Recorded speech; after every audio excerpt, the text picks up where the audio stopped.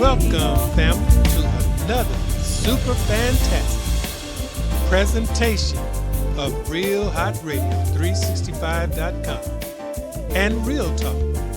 I am your man, Preston, DJ Smooth, operating within the inner chambers of the eclectic imagination.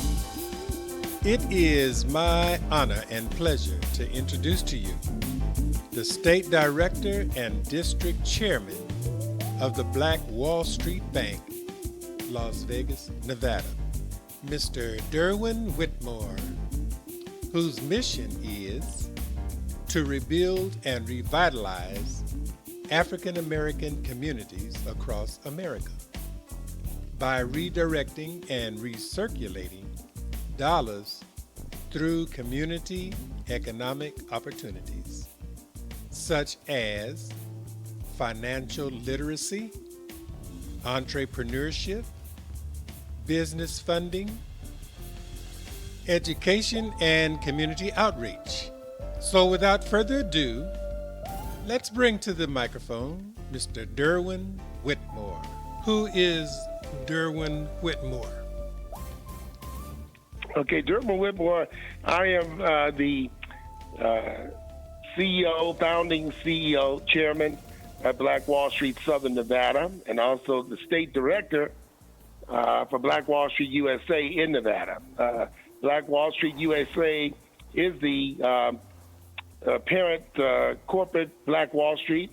It is the original and official Black Wall Street. It was founded in 1994 by Pastor Michael C. Carter Sr. in the Oakland area.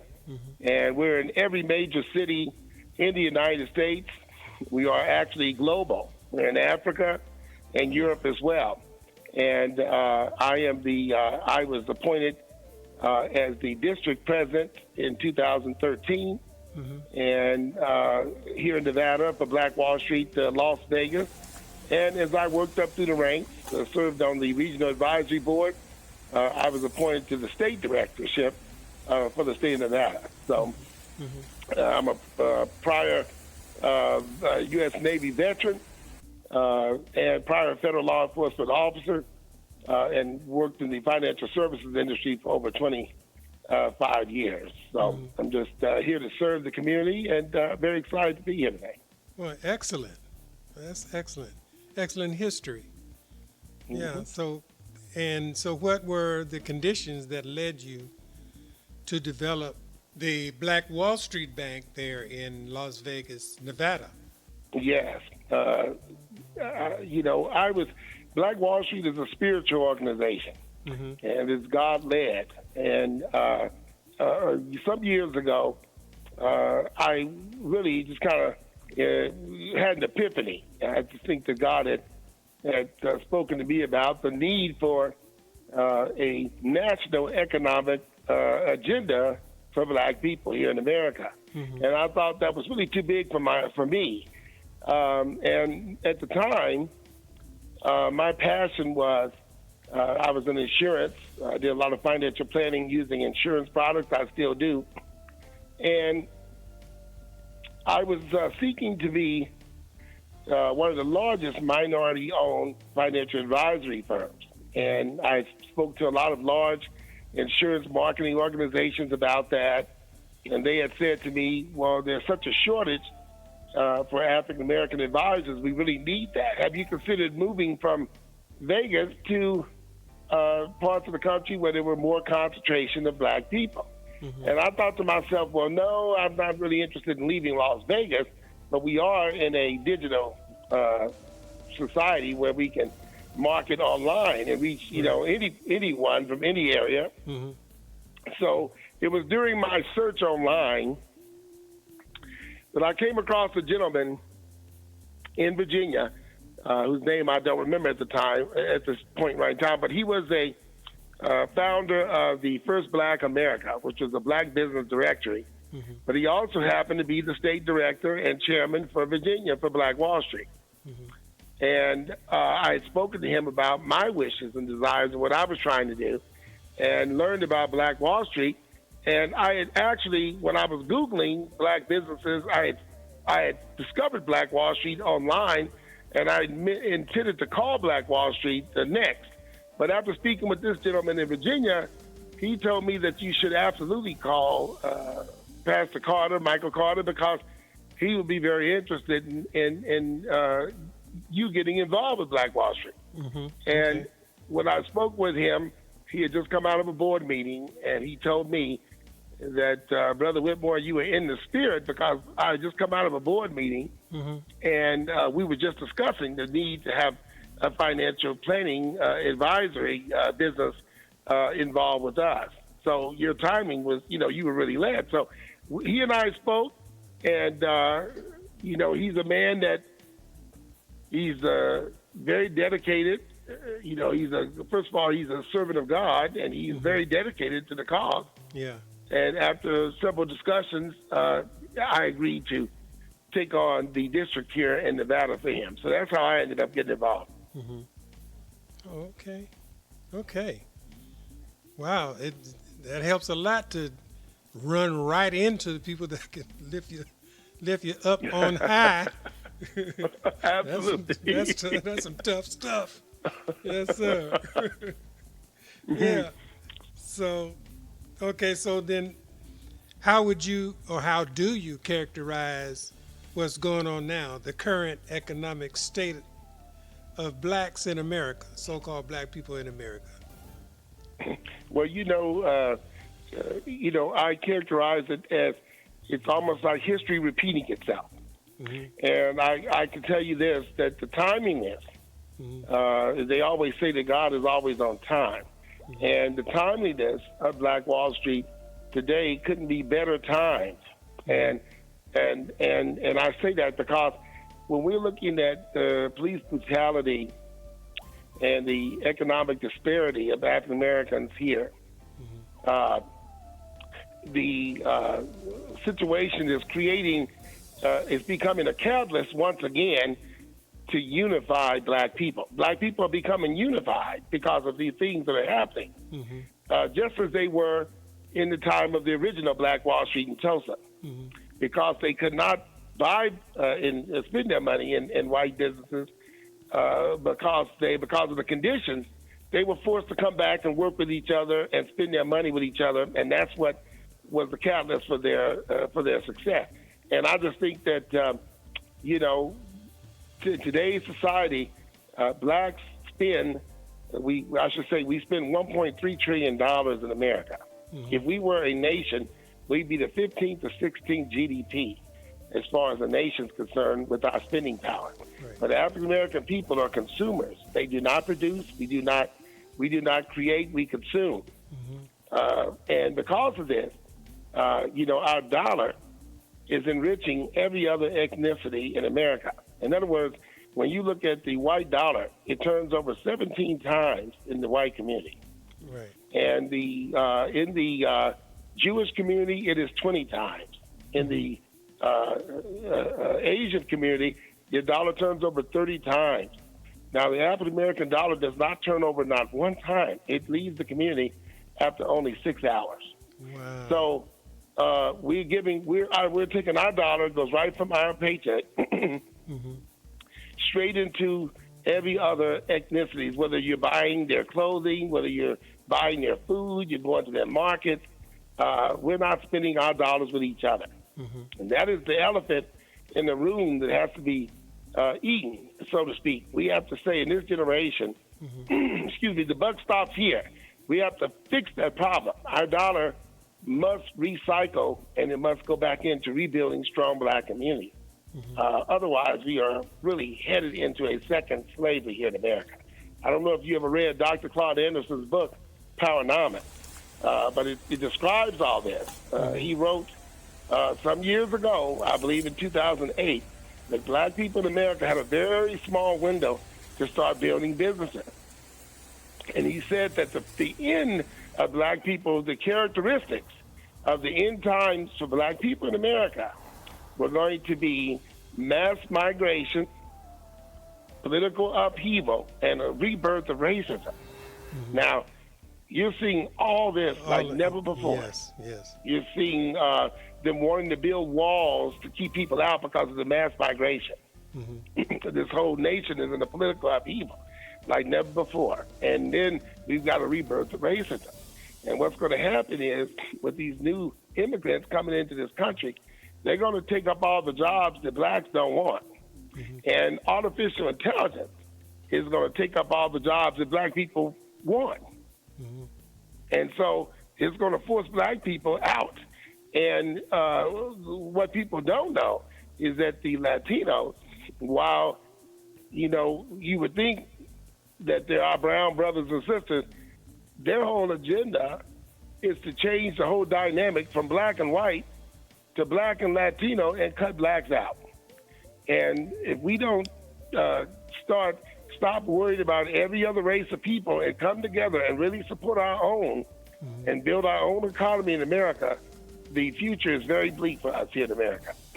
So I'm sounding the alarm, brother. Yes. Yes. And it's a welcome alarm, too, because I can definitely see it. And Ray Charles can see this. This is really, really some serious stuff. And I was looking at some of the inventors, the people that were inventing light bulbs, the first automobile inventors and what have you. And it comes to mind that it really doesn't matter what you invent. You can invent a flying saucer, but if you don't have the wherewithal to license it, market it, protect your inventions and what have you, people just take it. You just don't, just can't get around it. Right, and that was so true in the 20th century. 1800s, 1900s, early 1900s. That was true, and before, because, for instance, black people came up with many inventions. But see, today, brother, we don't have that problem. See, today, black people can license. There's no laws that keep black people from doing anything they want to do today. But black people are going to have to step up and stop blaming Willie Lynch. They're going to have to take responsibility for what they're not doing, and that is respecting and honoring each other and supporting each other's business. That's what they're going to have to do. They're going to have to stop making excuses and start looking in the window, in the mirror, because we cannot. We have overcome. You take a people that have been through as much as we've been through, but we still put a man in the presidency after all these years. Yeah. So there is no stopping us. In every area we get into, we dominate. I don't care whether it's tennis, whether it's sports, music, acting, because we created the arts. Yes, yes, but the one area that black people have failed in miserably is the money game. The money game. They have failed to support each other, and we've been we've been a victim of systematic racism, where we have been turned against each other. But I'm telling you, one of the things I do, and one of the challenges I face as a district, one of the biggest challenges I face is from the black community in terms of finding quality black people to sit on the board and serve the community without trying to be self-serving themselves. Right. And that's the biggest challenge. I have very powerful products and programs that are available to black people who want to get into business. We're launching a 4-part entrepreneurship series where you get certified, and then we have access to guaranteed capital if you go through $100,000 if you go through the program. We also have, I take companies from the ground up and put them in a program that builds your whole corporate credit the proper way. That when you have access to your EIN, your Dun & Bradstreet account, and I teach you all about what they're looking for, because less than 2% of the money for businesses come from banks. They come from alternative lending sources, and you would not know what their requirements are unless you went to look these people up. But I've got over 2,000 of them in the system, and my program comes with coaching and everything else that teaches people how to build their corporate credit, it gets them $50,000, and they'll work with you until you get $50,000 in corporate credit, whether it's in Visas, Mastercards, whether it's in lines of credit with vendors. It's all there. But if I took this out to the white community or Hispanic community, they'd be all over it. Right. Yeah. But when you go to black people and you tell them, listen, you need to go into business, and you need to build a business, and they don't get it. It's like if their family is okay, that's all they care about. Yeah. Yeah. So it's kind of sad, but that's why Black Wall Street is important, because Black Wall Street is different from any other organization. We're different from the NAACPs or the Urban Leagues and Urban Chambers, because we're not just about a membership. We are a movement. Right. That's what we are. Mm-hmm. Yeah.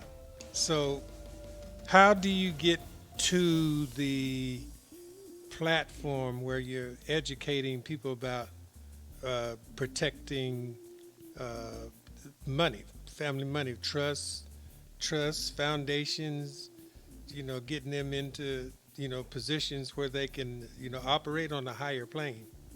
How do you facilitate? Absolutely. Well, we're doing that in light of COVID.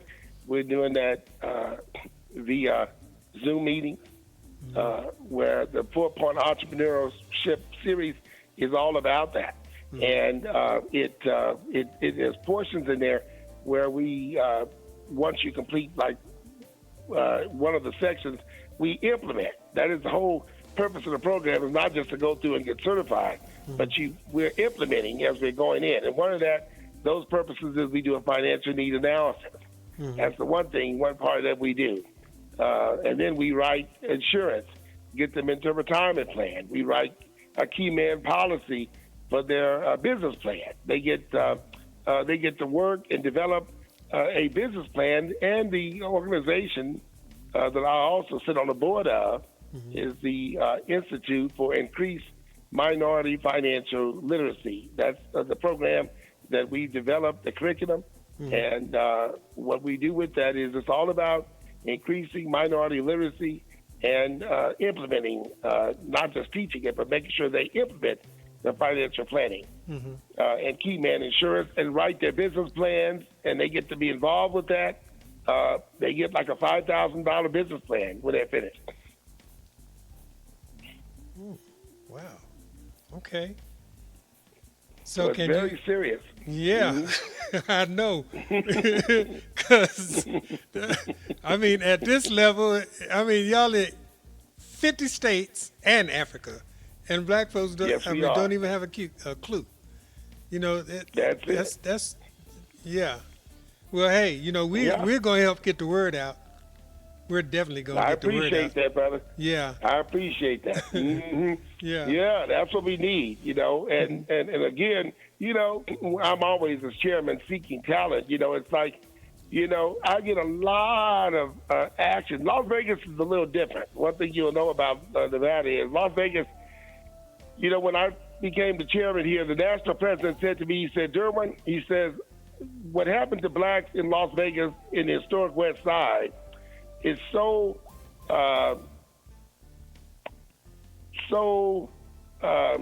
characteristic of what happened to blacks in Tulsa that I want Las Vegas to be the model district. And trust me, I want it to be the model district too. There are a lot of districts, and because the districts are individually owned, Black Wall Street USA does not have a national charter. So they chose not to have a national charter. That means that all of us own our own. I own my own 501c3. Oh. Okay. I affiliate with the national, but they don't run my budget. They don't contribute, and they don't run anything. We affiliate. And so, but the bottom line is that it's, one of the challenges is when you finding people that, have gone to, now I've had multimillionaires on my board. And some of them I've had to fire, pastors too, that have sit on the board because they were more interested in trying to use their position for their own personal gain rather than I have to protect the integrity of the organization. Right. I didn't build Black Wall Street to get rich off the community. I built Black Wall Street to serve the community. Yes. And is there an opportunity to be blessed financially? Absolutely, because you'll be right in the center of Black businesses when everything comes together. You're going to be in the middle of Black businesses. Now, I'm working behind the scenes for a whole nother level that we're getting ready to introduce, and hopefully next year. What we're going to be involved in is, this is to me the ultimate, and this is where Black people, this is the answer to the economic disparity of Black people in America, and it's tied to cooperative economics, but it is cooperative development. That is where we're headed. Right. To develop worker cooperatives. That is the key. That's the future. This is an emerging economy that's growing right now that is going to be the answer, because it's all owned by the workers. These businesses are democratically owned. There's no corporate monarchy. And because Black people lack trust, the only way to bring Black people together and for them to pool their resources and the community to own and develop businesses is through that business model. You're right. And so that is where we're headed, into that space.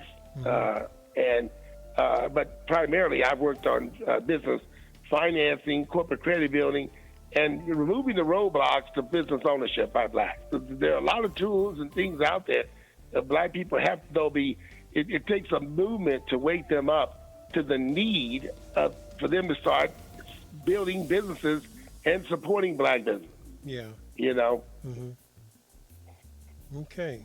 So can you give the listening audience some places where they can contact the organization?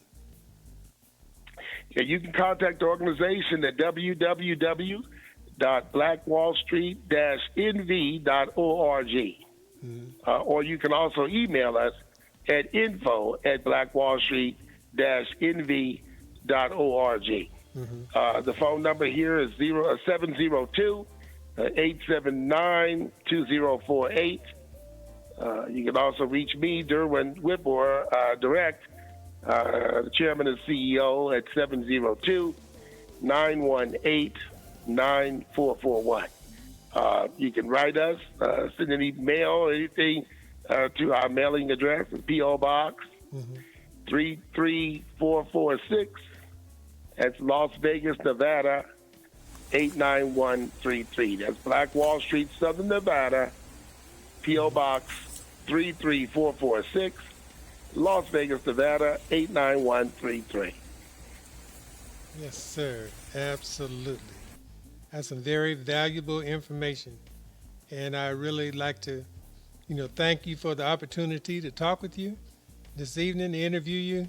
This is truly an historic occasion, because so few of us talk about business on this kind of a level. And it's very valuable, and it's very valuable. I just say that. Absolutely. It's so needed. We're sounding the alarm, and we need more people like you, great people like you, that are in a position to get the word out and sound the alarm. Black people need to wake up and understand that we're in war here. Yeah. We're in war on many fronts. We're in war socially. We're in war economically. We're in war legally. We're in war physically, because we're the ones hit heaviest with COVID and everything else that are going on. We're the ones that lack the coverage to get good medical care and whatnot in America. We're at war, and Black people need to understand that. This is a call for unity. It is a time to rise and build, to rebuild the city, to rebuild the community. We cannot recycle our dollars without a community. And the thing about it is, this is not even about a white-black issue. This is a black-black issue. Because in original Tulsa, Oklahoma, they had their own black-owned bank. This was the middle of an oil boom. And whites came down there to the black part of town and did business in their banks. They didn't care that they were black. They did business with these black businessmen. And what I'm trying to tell you today, when black people start supporting black business, their own black-owned businesses, and start supporting and rebuilding their own community and taking pride in them, then you will find out that white people will come and support you. They'll come and buy products. They'll come down to your market. They'll buy your spices and herbs. They'll attend your events. They'll want to work alongside of you, just like they're out there in the street protesting beside of you. You know, they don't. This is not about a black and white issue. This is about a black-on-black issue. This is time for black people to step it up and take responsibility for their financial future in America. That's what this is about. Yes, sir. Yes, sir. Absolutely. I agree. Yes, sir. So I'm honored to be a guest on your show tonight. Okay. And I hope that we're not strangers. I hope we get to talk, and I hope we can keep in touch. Oh yeah, and, we'll definitely do that.